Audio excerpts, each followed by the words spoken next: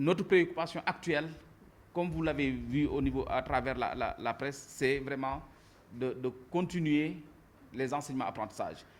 Et autre chose qui milite en faveur de cette initiative, c'est que l'introduction du numérique dans les enseignements-apprentissages est une option du ministère de l'Éducation nationale.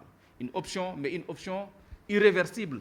Parce que, si vous vous rappelez bien, l'une des directives présidentielles issues du Conseil présidentiel sur les recommandations des assises nationales insistait beaucoup sur l'introduction, n'est-ce pas, sur le développement de l'enseignement des sciences, de la technologie, du numérique, mais également de l'entrepreneuriat.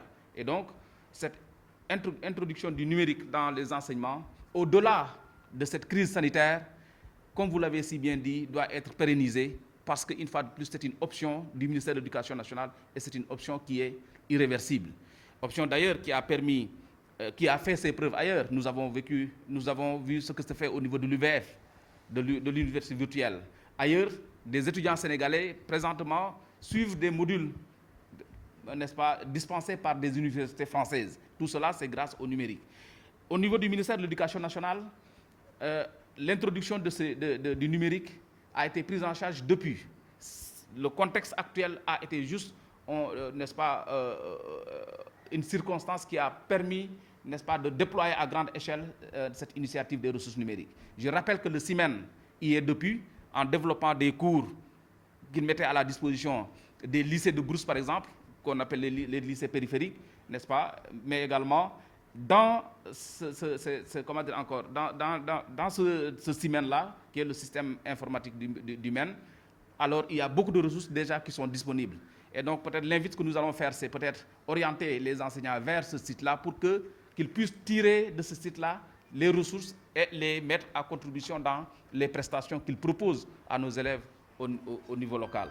Donc c'est juste pour dire que cette initiative est en droite ligne des préoccupations du ministère de l'Éducation nationale et nous permet à notre niveau, au niveau local, vraiment de contribuer à cet exercice de diversification des outils devant nous permettre d'assurer cette continuité pédagogique, cette continuité, n'est-ce pas, des enseignements-apprentissages avec nos élèves.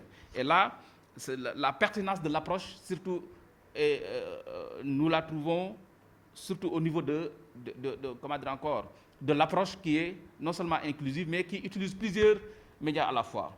Quand on a à la fois la télé, à travers le réseau câblé, on a la radio, on a l'Internet avec la plateforme Moodle qui permet de créer des classes virtuelles. Nous pensons que c'est une kyrielle d'outils, c'est une panoplie d'outils très diversifiés à mesure de ratisser large. Ceci permettra à ceux-là qui n'ont pas peut-être accès à la télé de pouvoir accéder à l'Internet. Ceux qui n'ont pas accès à l'Internet ou à la télé pourront accéder peut-être à la radio. Et même, il y en a d'autres qui utilisent même WhatsApp, qui utilisent le relais WhatsApp pour un peu diffuser ce que vous faites au niveau des réseaux câblés. Nous l'avons suivi. Donc ça veut dire que l'idée est en train de faire son bonhomme de chemin. Et les gens sont en train de l'adapter et de l'adopter.